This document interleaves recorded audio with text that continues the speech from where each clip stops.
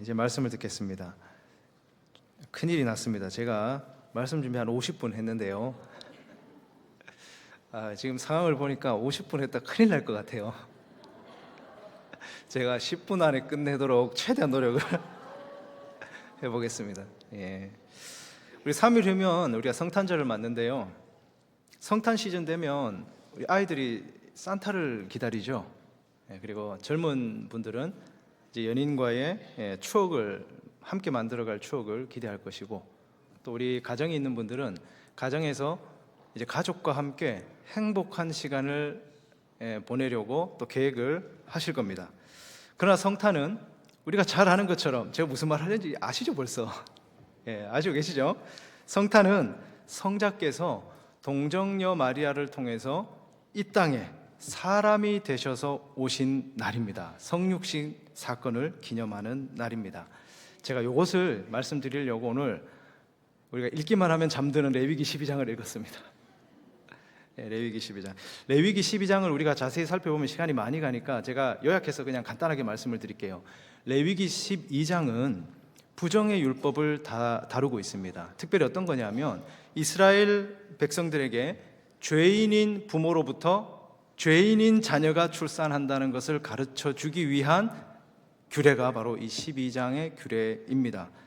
아까 전에 우리가 읽어본 것처럼 타락한 부모에게서, 죄인인 부모에게서 죄인이 출생하는 겁니다. 그래서 하나님께서는 이제 아들이든 딸이든 자녀를 생산한 여인이 일정 기간을 지낸 후에 뭘 하라고 말씀을 하셨죠? 속죄 제사를 드리라, 그렇게 하는 겁니다. 속죄 제사를 드리라는 거예요. 딸을 낳으면 33일 후에, 그리고 또 아들을 낳으면 14일 더하기 66일이니까 80일 후에, 제가 반대로 얘기했네요. 아들을 낳으면 7일 다음에 7일 다음에 33일 후에 이렇게 되는 거고, 제가 반대로 얘기했습니다. 어찌됐든 중요한 것은 뭐냐면 자녀를 출산하고 나면 뭘 해야 된다? 기한이 찬 후에, 부정의 기간, 부정한 것이 정하게 되는 기한이 찬 후에 속죄 제사를 드려야 된다라는 겁니다. 그러면 생각을 해봅시다. 이 부부라는 것이 문제가 있는 걸까요? 아니죠. 전혀 그렇지 않습니다. 이 하나님께서 결혼 제도를 세우신 것은 전혀 문제가 없어요. 그런데 왜 두 사람이 만나서 자녀를 출산하면 죄인이 태어납니까? 다른 게 아니에요. 우리가 잘 알고 있는 것처럼 타락한 부모에게서 타락한 자녀가 출산되는 겁니다. 이것은 무시무시한 일입니다. 모든 아이가 사실상 죄 가운데 잉태되고 탄생한다라는 사실을 가르쳐 주는 거거든요. 우리도 예외가 아닙니다. 우리 모두도 다 원래 타락한 존재였죠. 타락한 죄인이었습니다. 다 하나님의 공의를 따른다면 영원한 벌을 받아 마땅한 존재였습니다. 우리가 그런 죄에 대한 값을, 영원한 벌에 대한 값을 지불하지 못한다면 우리는 그렇게 될 수밖에 없는 그런 존재였다, 이 말입니다. 이것은 성경의 가르침이기도 하고, 또한 성경을 통해 우리의 선배들이, 믿음의 선조들이 열심히 고백했던 내용이기도 합니다. 자, 우리 한번 화면을 보면서 함께 읽어보겠습니다. 시편 51편 5절 말씀입니다. 함께 읽겠습니다. 내가 죄악 중에서 출생하였으며 어머니가 죄 중에서 나를 잉태하였나이다. 아멘. 자, 이 본문이 어머니가 죄를 지으면서 아이를 뱄다, 이런 얘기가 아닌 거 아시죠?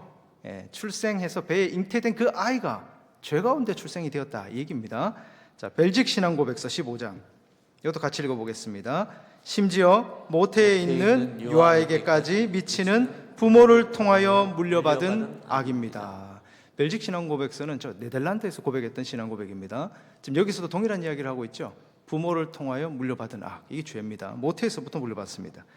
또 우리가 칼빈주의 5대 강령이라고 요약하는 도르트 신조 셋째 넷째 교리 2항을 한번 보겠습니다. 같이 한번 읽어보겠습니다. 사람이 타락한 후에 부패하게 되었기 때문에 타락한 아버지로서 사람은 타락한 자녀들을 낳았습니다. 아멘. 그리고 이제 우리 교단이 채택하고 있는 웨스트민스터 신앙고백서 내용을 한번 보겠습니다. 6장 3항입니다. 같이 한번 읽어볼까요? 죄로 인한 사망과 부패한 본성이 일반적인 출생을 통해서 그들의 후손으로 태어나는 모든 사람에게 고스란히 전가된다. 아멘. 자, 성경의 가르침이고 또 우리 선배들이, 믿음의 선조들이 고백했던 내용입니다. 타락한 부모에게서는 누가 태어납니까? 타락한 자녀들이 태어납니다. 여기 보면 귀여운 아이들이 있어요. 너무 예뻐요. 저희도 막내 되게 예쁘거든요. 그렇지만 그 아이도 어떻다고요? 죄 가운데 출생했다라는 사실입니다. 그래서 성경을 보시면 한 세대는 다음 세대에서 하나님의 이 공의를 만족시켜 줄 사람을 기다렸습니다. 그런 사람이 존재할까요? 답을 아시죠? 존재하지 않습니다. 욥은 이렇게 소리칩니다. 누가 깨끗한 것을 더러운 것 가운데서 낼 수 있으리까? 하나도 없나이다. 욥기 14장 4절에 그렇게 고백합니다. 아담과 하와도 그들의 자녀 중에 하나님 앞에서 자신의 죄를 가려줄 누군가가 오겠지라고 기대했어요. 그래서 이름을 뭐라고 짓습니까? 하나님께서 주셨다, 여호와께서 주셨다, 어둠이라는 뜻인 가인이라고 지었습니다. 가인이 바로 그런 사람일까요? 우리는 알고 있습니다. 아니었죠. 그리고 셋이 그런 사람일까요? 그 여자의 후손일까요? 아닙니다. 우리가 잘 알고 있습니다. 아브라함일까요? 다윗일까요? 아니면 솔로몬일까요? 그러나 모두가 다 죄 가운데 잉태되었습니다. 그들 역시 다 죄인들이었어요.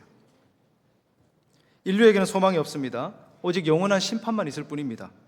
그러나 우리는 복음을 기다립니다. 복음을 기다렸습니다. 이 저주와 형벌에서 건져줄 기쁨의 소식을 기다립니다. 하나님께서는 우리를 너무 잘 아세요. 타락한 부모로서는 타락한 자녀밖에 출산할 수밖에 없습니다. 더 나은 음식, 더 나은 의술, 더 나은 학문, 더 나은 기술을 통해서도 이것은 바꿀 수가 없어요. 인간의 본질을 바꿀 수가 없습니다. 타락한 이 본성의 문제를 해결할 수가 없습니다. 여전히 타락할 뿐입니다. 에덴 동산에서 시작된 하나님의 진노가 여전히 머물러 있습니다. 이 진노가 머물러 있는 한 우리는 영벌 받을 존재일 뿐이죠. 답이 없어요. 이것을 인정하는 일이 쉽지 않습니다. 어려운 일입니다. 그야말로 기적입니다. 그러나 우리는 우리의 구속주 앞에 빈손으로 나가셔야 됩니다. 두 손 들고 나가셔야 됩니다. 주여, 우리는 죄인입니다. 우리는 우리 죄값을 지불할 능력도 아무것도 없습니다. 왜냐하면 우리가 전적으로 타락한 존재이기 때문입니다. 우리에게 긍휼을 베푸십시오. 이 마음을 가지고 나가셔야 됩니다.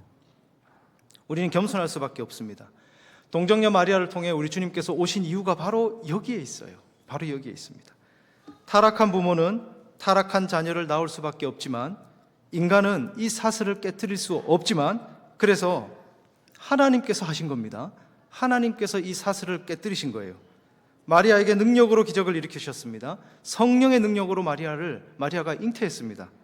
마리아는 남자와 아무런 관계가 없는 사람이죠. 성령의 능력입니다. 하나님께서 새로운 시작을 하셨습니다. 새 창조라고 표현합니다. 하나님은 인류 가운데 이전에 태어난 사람과 동일한데 전적으로 다른 분을 주셨어요. 이 모순 아닌가요? 동일한데 전적으로 다른 분을 주셨습니다. 타락한 부모가 타락한 자녀를 낳는다는 이 규칙에 해당되지 않는 분을 주셨습니다. 모든 사람은 태어나면 다 아담 안에 속하잖아요. 아담 안에서 죄책과 형벌이 그대로 다 주어지는데, 고스란히 전가되는데, 그러나 이 규칙을 벗어난 분을 주셨습니다. 성령으로 탄생하신 분은 거룩하십니다. 죄가 없으십니다. 우리에게는 소망이 없는데 그분께 소망이 있습니다. 하나님께서 하셨습니다. 타락은 하나님의 진노를 일으킵니다. 완전한 인간도 하나님의 진노의 짐을 짊어질 수가 없어요. 그래서 이 아이는, 이렇게 오신 이분은 하나님이셔야 했습니다. 실제로 그분은 누구십니까? 성자 하나님이십니다. 따라서 그리스도의 이 동정녀 탄생을 기념하는 성탄은 복음입니다. 기쁨의 소식이에요. 정말 기쁜 소식입니다. 아담 안에 속한 자들에게는 타락한 자녀들만 태어나는데, 인간은 이 사슬을 깨뜨릴 수가 전혀 없는데 하나님께서는 깨뜨리신 겁니다. 그 사건이 성자께서 인간으로 오신 이 성탄절, 이제 3일 후에 우리가 맞이하는 그날, 기념하는 그날이죠. 하나님께서 새로운 시작, 새로운 창조를 행하셨습니다. 하나님께서 아담 안에 속하지 않은 분을 주셨습니다. 바로 성탄의 구주는 우리를 이 세상에서, 이 죄악에서, 이 비참한 현실에서 건져내셨습니다. 믿으십니까? 아멘. 성령을 통하여 우리 모두는 중생에서 아담으로부터 끊어져서 어디로 들어갔습니까? 그리스도 예수 안으로 들어간 자들이 되었습니다. 교회로 새롭게 출생을 한 거예요. 우리 모두가 다 하나님의 권속으로 아담 안에 전혀 속하지 않은 그리스도 안에 속한 자들이 다 되었습니다. 그것이 어디에서 시작됩니까? 주님의 성탄의 복음으로부터 시작이 되는 것입니다.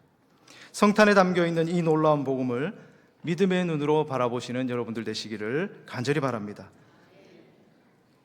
거기에 우리의 소망, 우리의 구원, 우리의 진짜 복이 있습니다.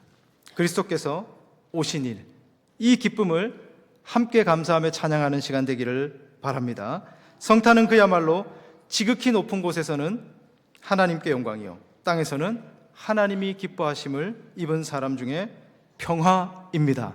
우리 가운데 평화가 임하기를 간절히 소원합니다. 이 복음을, 이 기쁜 소식을 찬송과 기쁨으로 하답하는 모든 성도님들 되시기를 삼위 하나님 이름으로 축원드립니다. 아멘.